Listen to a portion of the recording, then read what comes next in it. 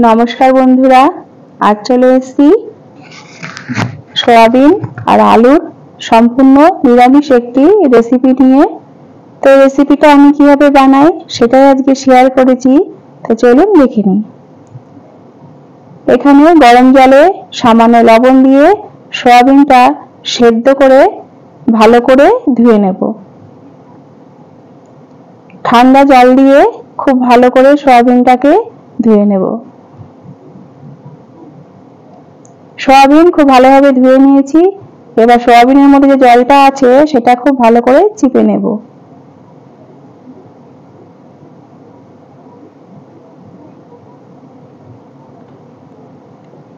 গ্যাসে কড়াই বসিয়ে দিয়েছি। কড়াই গরম হয়ে গেলে দিয়ে দিচ্ছি পরিমাণ মতো সরষের তেল। তেলটা খুব ভালো মতো গরম হয়ে গেছে। দিয়ে দিচ্ছি সেদ্ধ করা সয়াবিন।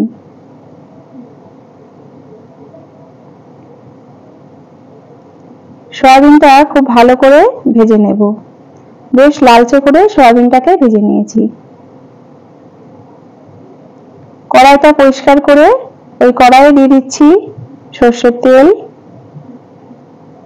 তেলের মধ্যে দিয়ে দেব লবণ, হলুদ আর দিয়ে দেব কেটে রাখা আলু। আলুগুলোকে বেশ লালচে করে ভেজে নেব।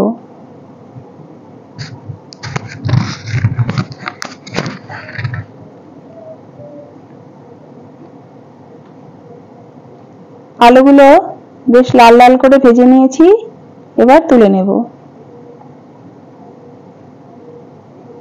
ওই তেলেই ফোড়নে দিচ্ছি দুটো তেজপাতা, গোটা জিরে, একটা শুকনো লঙ্কা।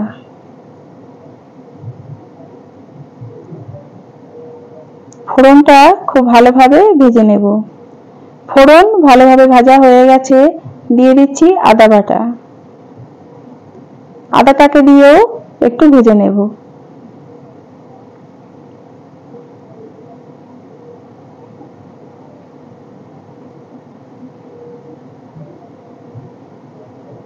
আদাটাকে দিয়েও খুব ভালো করে ভেজে নিয়েছি।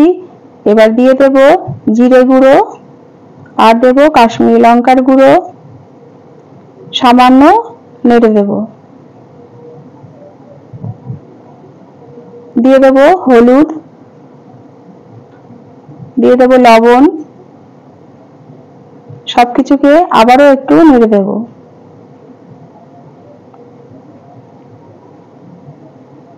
দিয়ে দিচ্ছি টমেটো বাটা। দিয়ে দিচ্ছি সামান্য জল। সবকিছুকে আবারও একটু কষিয়ে নেব।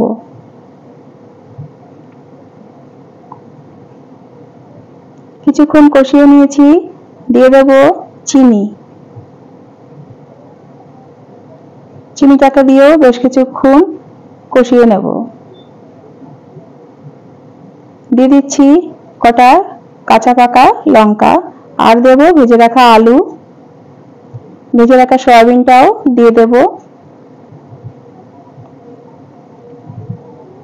সবকিছুকে খুব ভালো করে কষিয়ে নেব। সয়াবিন আর আলুটা মশলার সাথে বেশ কিছুক্ষণ ধরে কষিয়ে নেব।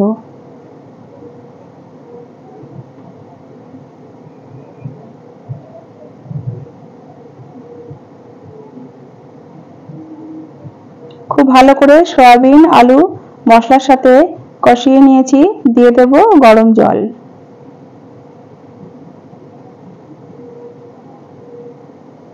গরম জল দিয়ে একটু নেড়ে দেব। দিয়ে দেব কিছুক্ষণের জন্য ঢাকনা।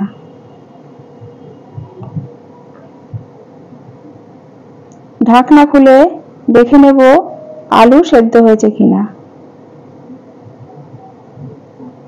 আলু ভালোমতো সেদ্ধ হয়ে গেছে।